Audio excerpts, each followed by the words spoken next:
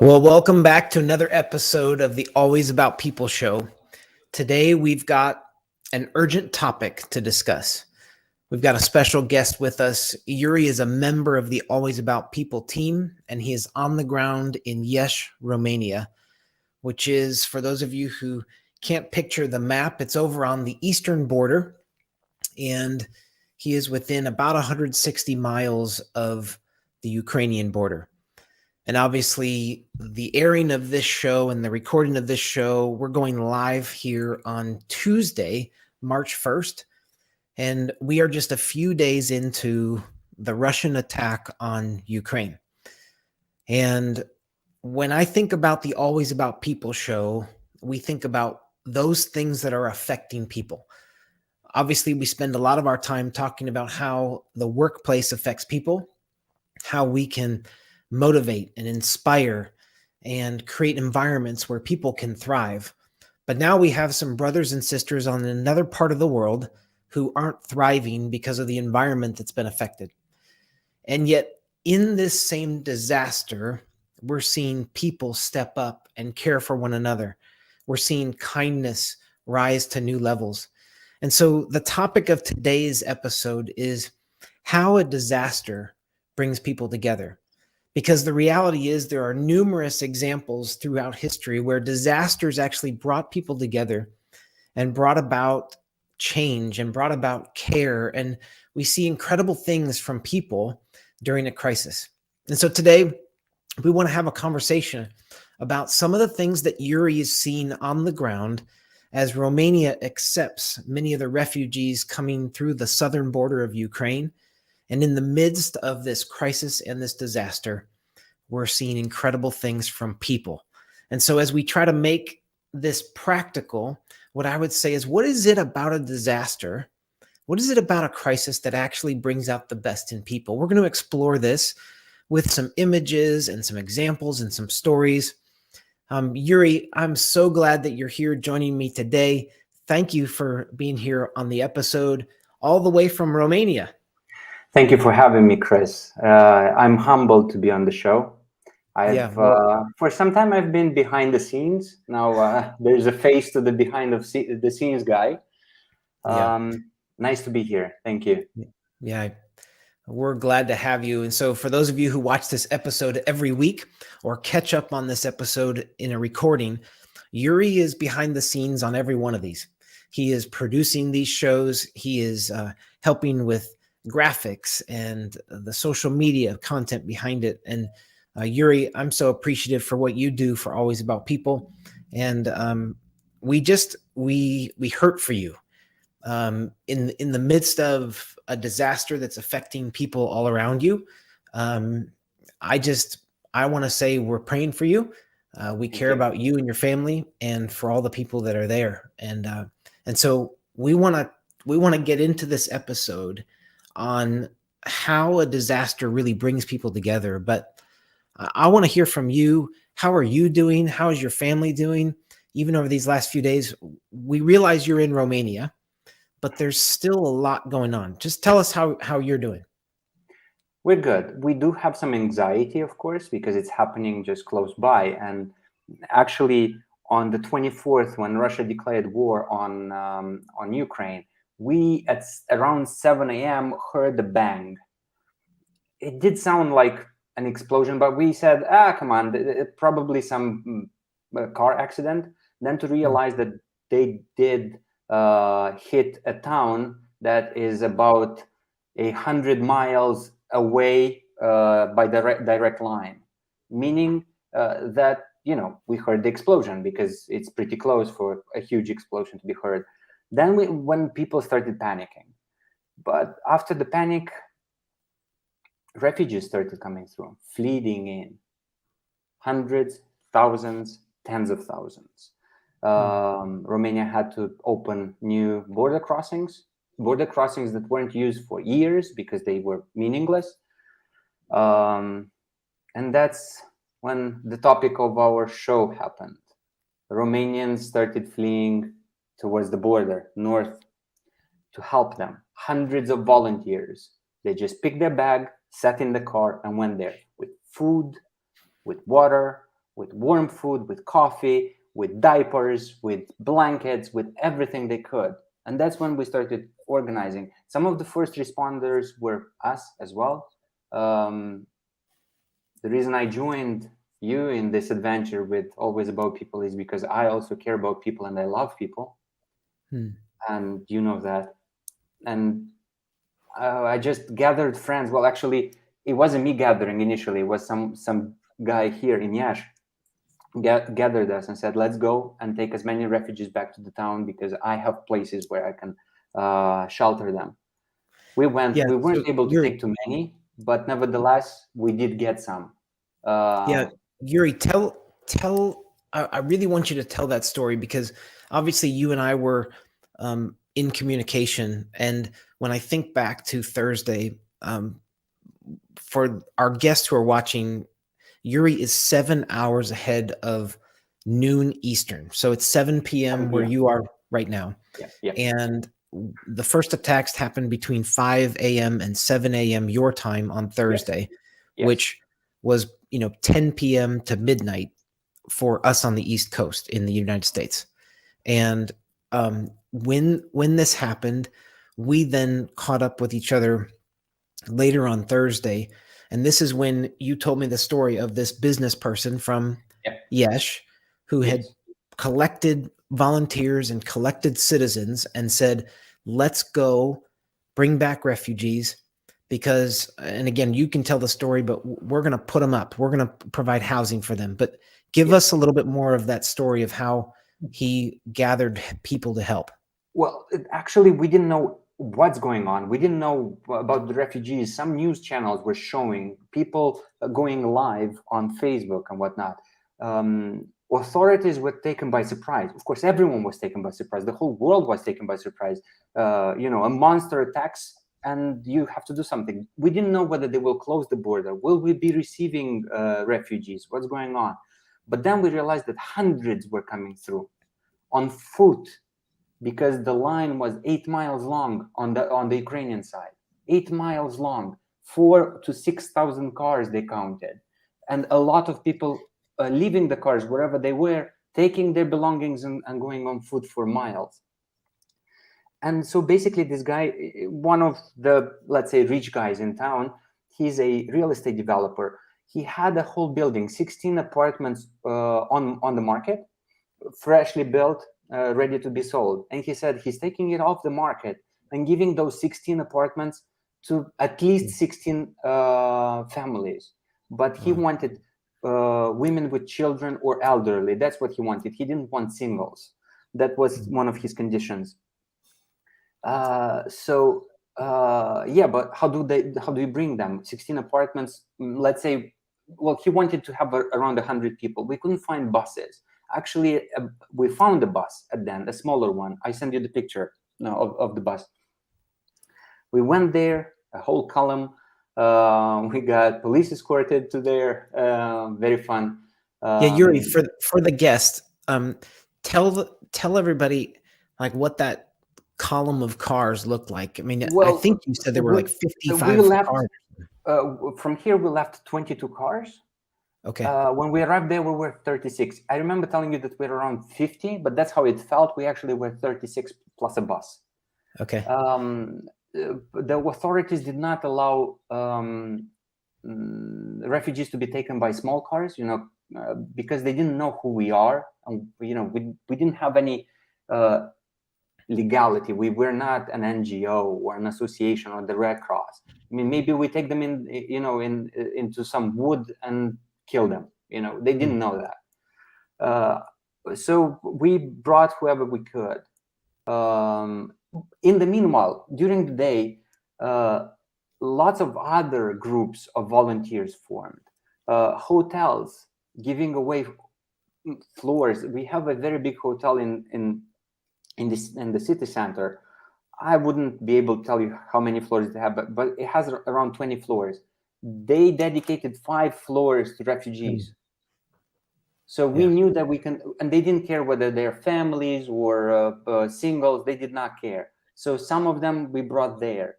We filled up all the 16 apartments. We were able to bring in as many as possible. We did take stuff there. You remember we were talking on the phone while I was shopping. Yeah. But this was not, I felt it wasn't enough. Hmm. So Saturday morning, something started itching here.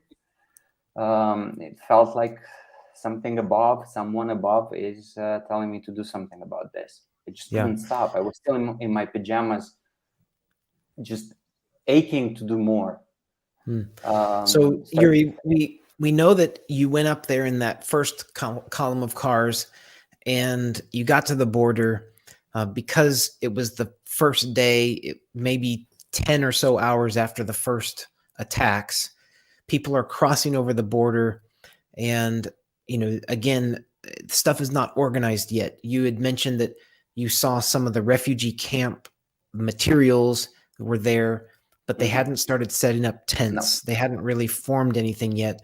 But when you got up there, you realized we've got these refugees. Hotels are opening up rooms. Citizens are opening up houses. Rental properties are opening up free for people to use. Tell us a little bit more about what it looked like there at the border as people are coming over. Chaos. It was chaos. Authorities weren't ready. I mean, we didn't have a refugee crisis in Europe with Europeans since World War II. Maybe some Western countries had refugee experience with the refugees fleeing from Syria a few years ago, but we in Eastern Europe didn't really have any. So our authorities, I don't think they were ready for this. They responded as they would in any disaster situation, being a flood or whatever. So they brought in tents, military tents. They brought in medics, paramedics, ambulances. But people were on the ground. It was dark. I mean, when we arrived, it was dark. We really didn't know what's going on. They were being taken to these military barracks at the border, but they were taken there to be processed, put on buses, and taken to refugee centers that, they always existed here since communist times. But the government actually realized what it's supposed to do, I'd say 72 hours later. In the meanwhile, hundreds of volunteers like myself and everyone else came to help.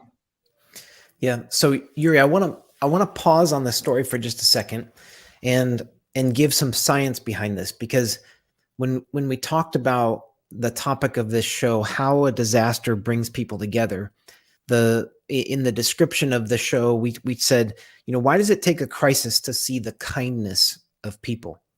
And there's actually been some research done on how people react under what's referred to as acute stress.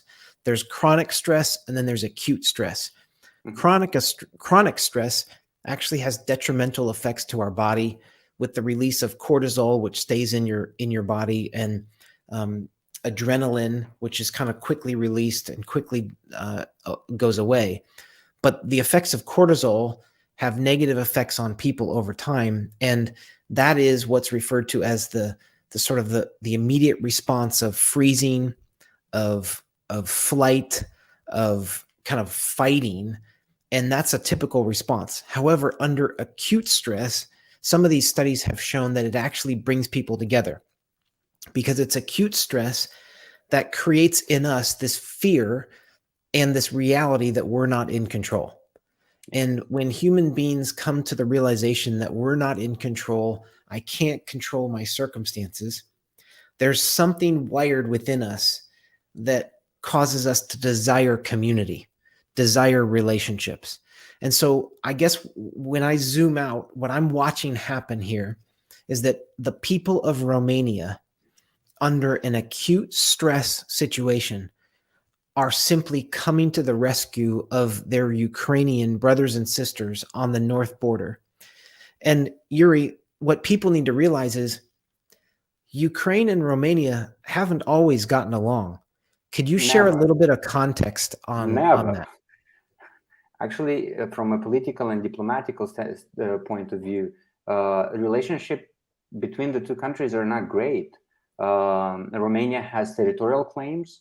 There is a huge Romanian minority in Ukraine that was disconsidered by the Ukrainian administration.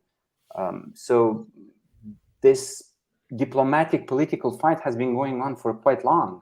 I mean, I understand those territories were taken away by Soviet Union, so we shouldn't probably even dig into this historical relationship that has been happening there.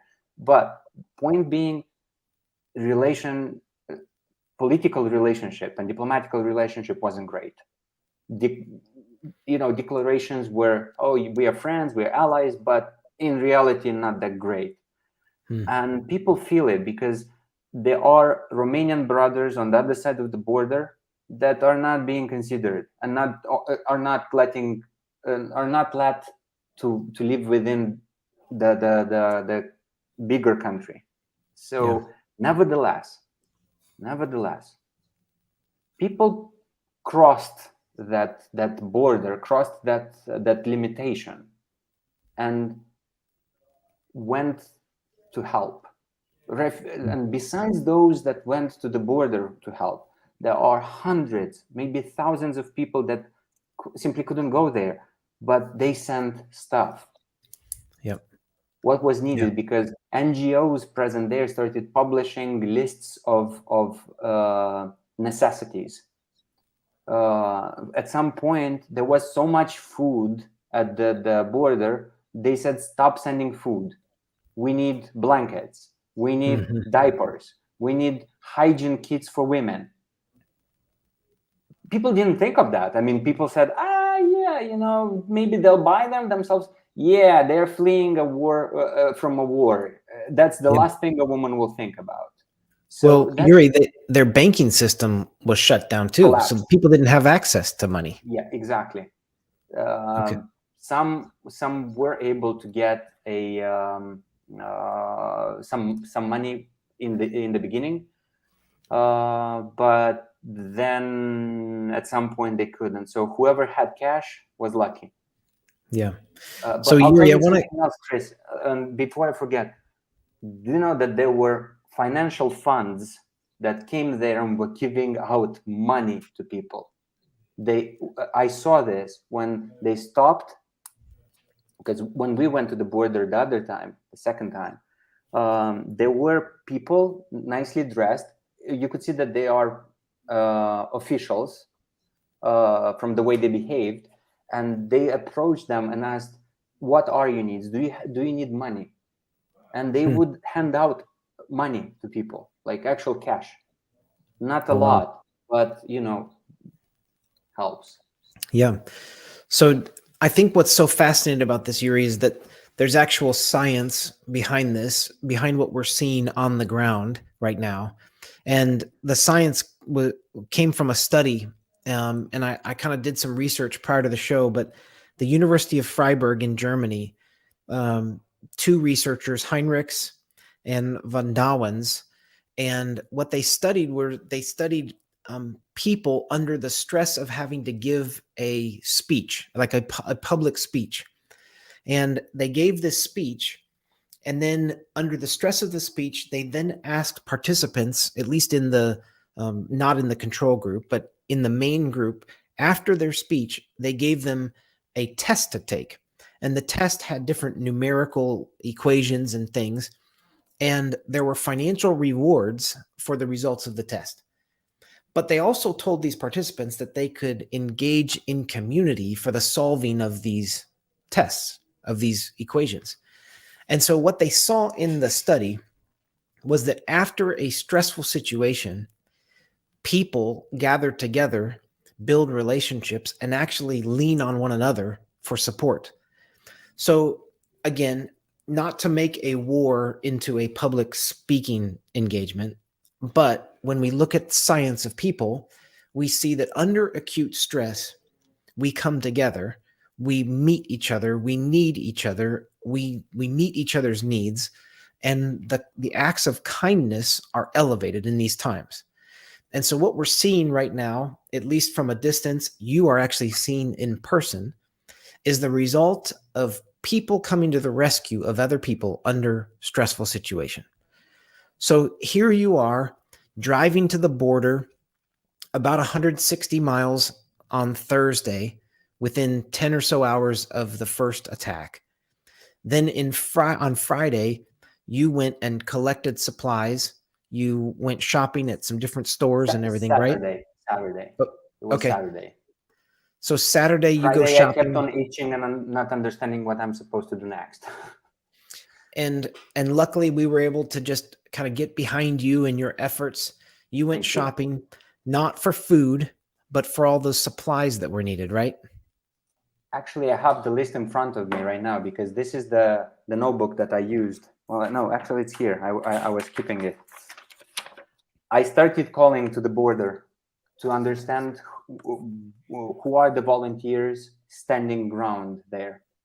There were two NGOs, and I spoke to an amazing person, and I will mention his name. His name is Willie Kotruța. He's half American, half Romanian. He's a pastor in a Presbyterian church in Suceava. He was of an amazing help, this guy, but while his team was delivering goods at the border, he was driving a bus from the border to wherever, to different churches and taking people. And then I called him and said, please tell me, what do you need? I mean, we'll bring a whole truck of food. We have the money, we have the finance, tell us what to bring. He said, no more food, we have too much. And besides, there are restaurants in town that are giving out free food. And we'll show some pictures if you allow me during the show. Yeah. Restaurants have banners saying free food for Ukrainian refugees in both Ukrainian and Romanian, and some even in English. So he said, we need supplies, actually. We need blankets. Blankets is what we need. They needed hygiene kits for children and for women. Most of the refugees are women and kids because their husbands had to stay behind and fight. They needed diapers. They needed lots of other stuff that no one else thought of. Everyone thought of food because that's our first necessity as human beings, to eat. So we went, bought everything. Shops helped us, gave us discounts when they heard what we're doing so that we could buy more. We wanted to spend all of the money that we had and buy as much as possible. We actually bought all of the blankets in a shop. We just came and said, we saw this blanket online. How many do you have? And she's like, we have 29. We'll buy 28. And she looked at us. Why? Because of refugees. Wait a second. Let me call my manager. They gave us 15% discount on that. Yeah. And called another shop and sent us there to get more. Same thing happened with baby food. We came to this shop and they only had 6 packs left in the whole shop. The lady, the manager, helped us to find more, and she called other shops within this network of shops and blocked all of the baby food so that we can come and pick it up. Huh, that's so cool. It was an amazing effort, but even from people that didn't participate in what we were doing. Yeah. So Iurie, what I want you to get to is you go up to the border on Saturday, and I do want you to show some of these pictures and images that you have. But you go up to the border and you encounter a really unique story up there. Yeah. And I just thought maybe, again, without sharing any names, we don't want to share pictures, but share the story of what you encountered when you got up to the border. Well, we came to the border, lots of police and a lot of cars in line. And these were volunteers with water, with things and everything. So I walked for about half a mile towards there because we couldn't come further, and started talking. Well, first I talked to the NGO guy and told him we have stuff, so we need to send volunteers to pick it up. We had fruit, we had a lot of things to bring to them. And I was talking to the police guy, and asking about the situation, what's going on, how many people are coming, how do they feel, is everything okay? And at some point, somewhere in the left, I hear a lady cry and people shouting, do we have a translator? And luckily, I speak Russian. Well, Iurie, so you speak I just 5 languages. Yes, yeah, but I do speak Russian. That's the most important part here. I mean, I came. Most of the Ukrainians, well, all Ukrainians speak Russian as well.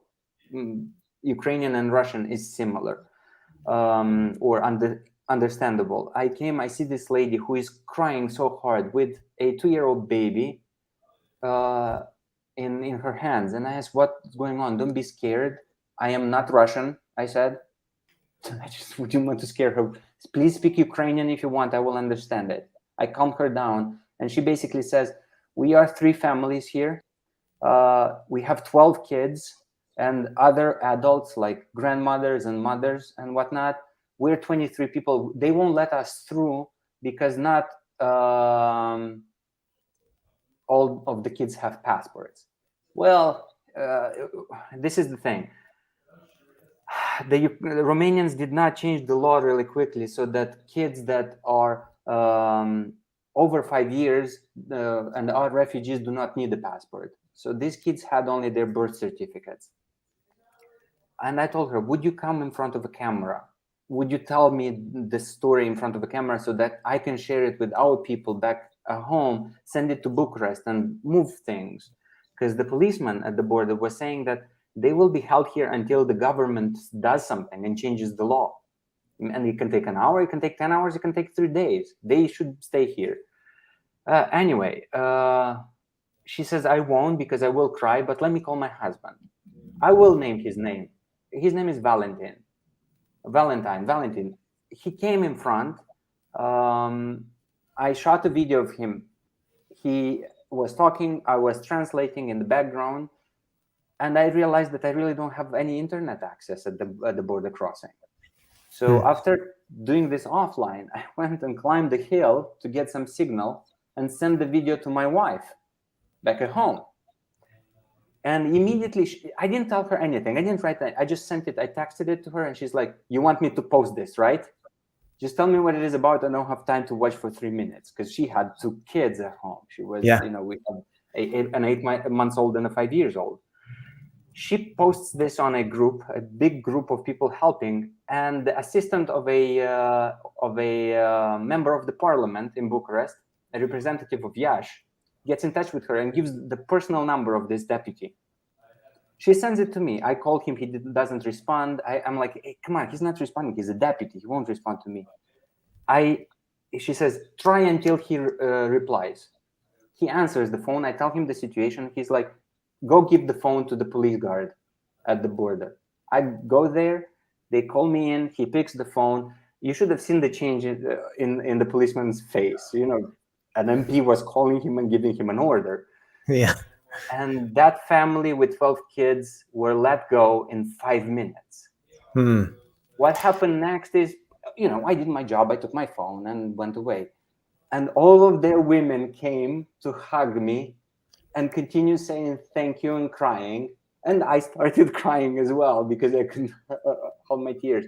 And then I was, guys, okay, you're 23 people. Where are you going? Well, we want to reach Poland because one of them was a Polish national.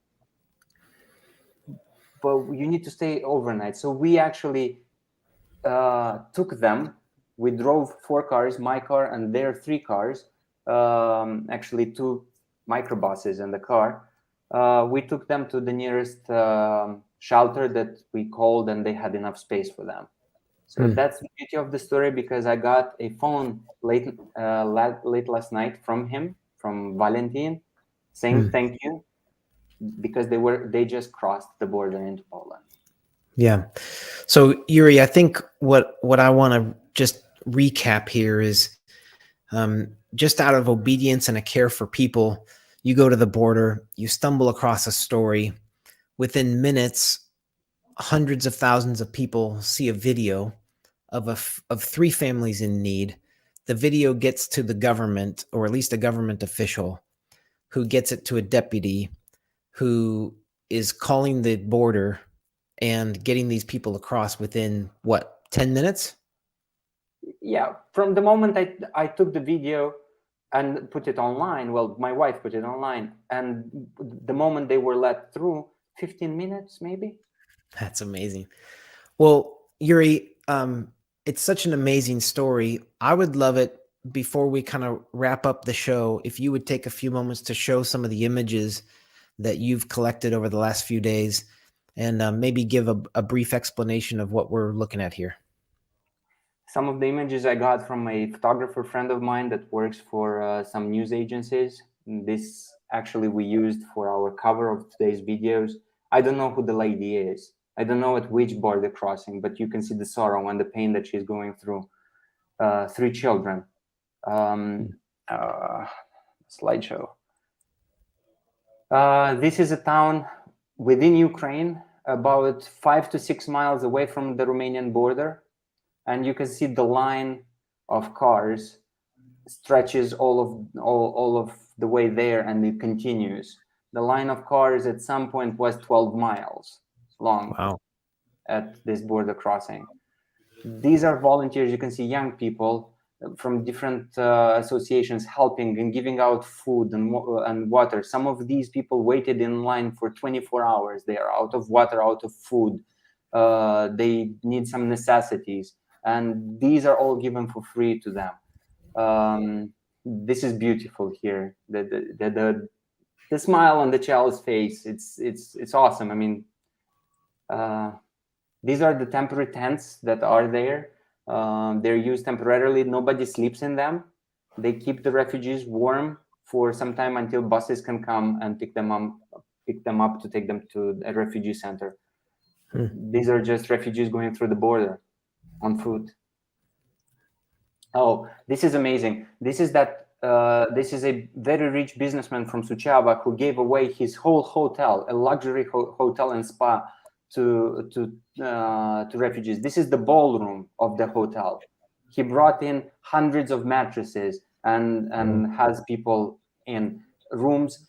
And this is a restaurant. That's the banner I was telling you about. In this restaurant, all Ukrainian refugees eat for free. This is again the hallway in that same restaurant. And these are the people late Sunday night when it started snowing and there was a snowstorm. There's nothing you can do about them. They all need to be processed. And yeah, that's how they endure. You see the number of refugees, hundreds and hundreds come through every day. And these are, you see, they're writing in English because Romanian and Ukrainian are 2 different languages, absolutely different, even different characters. So most of the Romanians don't speak Russian or Ukrainian. So you see, they have stuff in English as well. Free housing in Iași and Vaslui. Yeah. Well, Iurie, I think that one of the things that has struck me, even as we've talked today, is the power of people helping each other. That at times it takes a crisis to see the kindness in people, but whether you're in Eastern Europe or in the United States, we've got people with needs every day around us. You've got people that you work with in your workplace that have needs. You're surrounded by people, and if you take the time to understand what they're going through, gosh, all of us have the ability to help one another. And I guess the question that I want to leave our guest with is, why does it take a crisis to see the kindness of people? Could we not just value people every day? Why does it take Russia attacking Ukraine to see the kindness? But what's amazing about this whole situation, Iurie, is that you and thousands of other people from Romania are stepping up and caring for the people from Ukraine. And I can't imagine what it would be like to flee from my house with my kids, my wife, and a suitcase with limited access to money. Some of us will never experience that. But I just want to say thank you for helping. Thank you for being a part of caring for people, our brothers and sisters in another part of the world. And I pray and hope that this is an example that we can use in all of our places of life, in our workplaces and in our homes and in our communities, that we wouldn't wait for the next crisis to actually care about people, but that we would do it each day. Iurie, thanks for setting the example. We're here for you. We want to support you in this. Gosh, if any viewers want information about how they can be involved and actually see resources be put to use, you're welcome to reach out. We would love to send continued support to you, your family, and really support the people of Ukraine in this crisis. So thanks for joining me, Iurie. To those of you who watch the show every week, I know we took a little bit of a detour in today's show, but I believe that it needed to happen. I believe the conversation is important enough that we could take just 1 week out of our normal routine to address a real issue that's going on right now. Iurie, thanks for the part that you play in it. Thanks for caring about people, because it is always about people. So thank you for the role that you play. You and your wife, Andrea, we love you guys and your kids, and we're praying for you, for your safety, and thank you for your help. To those of you who watch regularly, thank you for joining us. We hope that you'll join us next time. Like, subscribe, set yourself up for notifications. We'll be back next week with another episode of the Always About People show. We'll see you then. Bye.